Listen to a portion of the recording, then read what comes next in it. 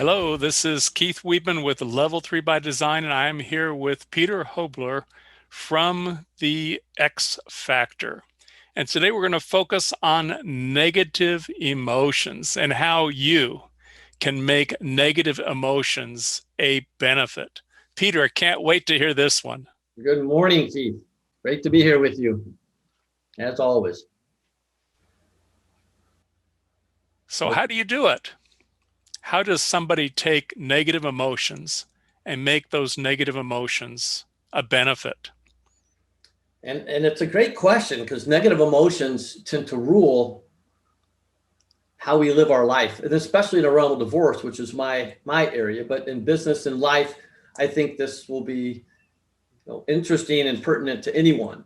Yeah. Let's start with what is a negative emotion? Well, anger is one of the first ones that comes to mind, but there's frustration, there's fear. Fear, drives so much decision making, and we end up reacting to our fears. And what we focus on, we get more of.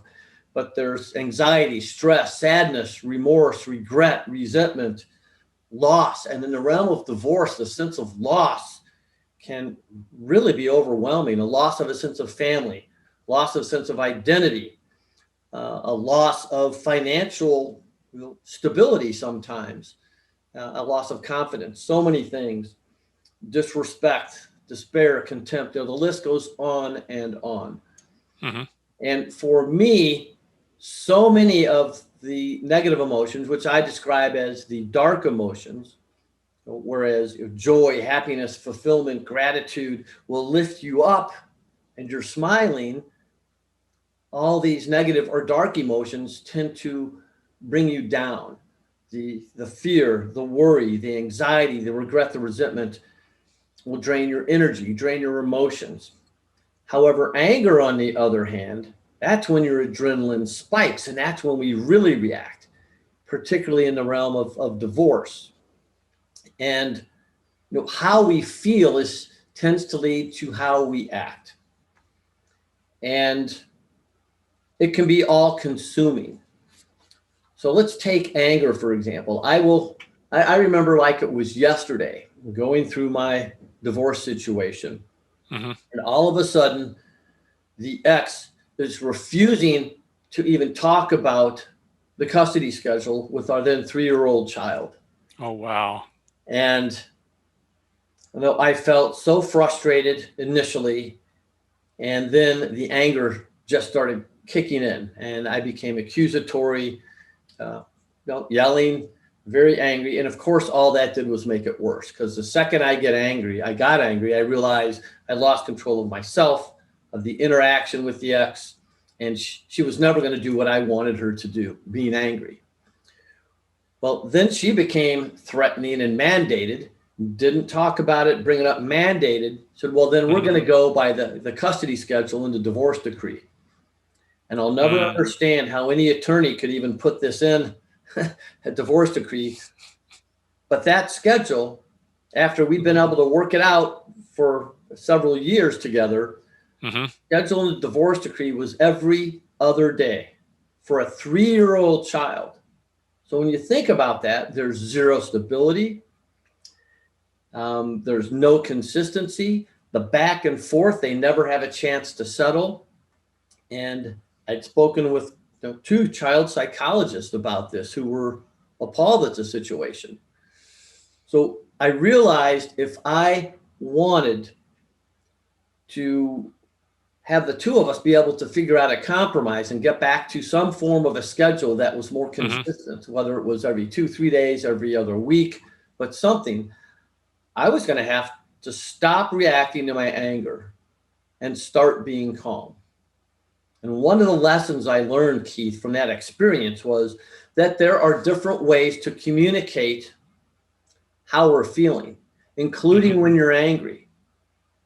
So instead of reacting and accusing her and telling her she was being a bad mom or whatever I was saying, I simply could have said, and subsequently would say something like this when things came up. You know what? I am so angry right now. I think you are being so unreasonable. I need time to cool down. So let's each start thinking about what's best for our child, for our 3-year-old daughter, and let's revisit this tomorrow.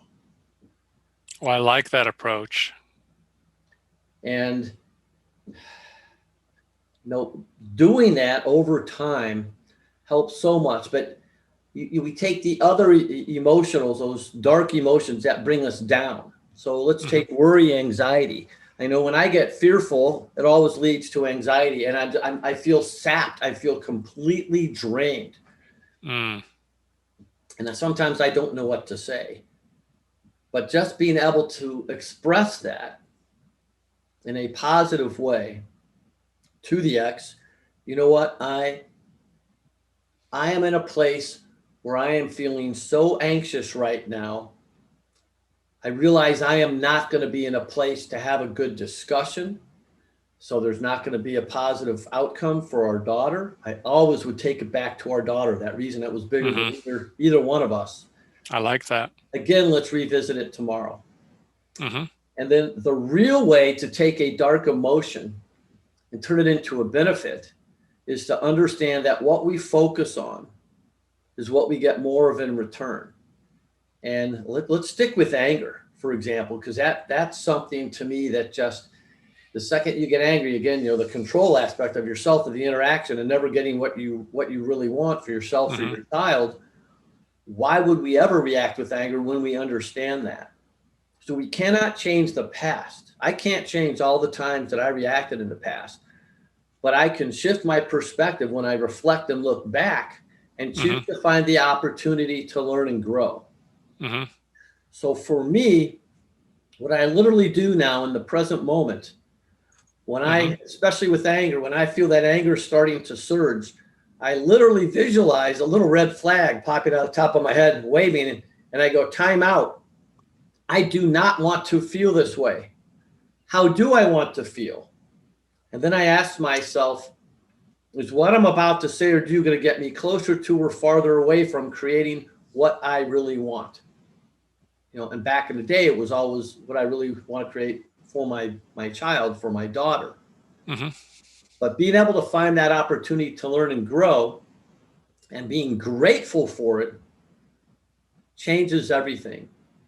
So it's easy to be grateful for all the good things in life, but when you can, in the midst of being consumed by whatever dark emotion, shift to look for the ways to learn and grow and be grateful for it, what you're really doing is finding ways to learn and grow from the challenges in your life through gratitude, which changes everything. I like this, Peter, and I can picture everyone who's been through a divorce has been through the experiences of a lot of negative emotions. And what you're talking about is how anyone going through a divorce can focus on their children. And then by focusing on their children and what they want for their children, they can shift their focus and, as you say, can turn their negative emotions into benefits. Absolutely. And literally, you can shift how you're feeling through gratitude. Yeah. So, negative emotions through gratitude, boom, change your perspective, and it changes everything. I like that, Peter. Is there anything specific you want any listeners to do today, including me?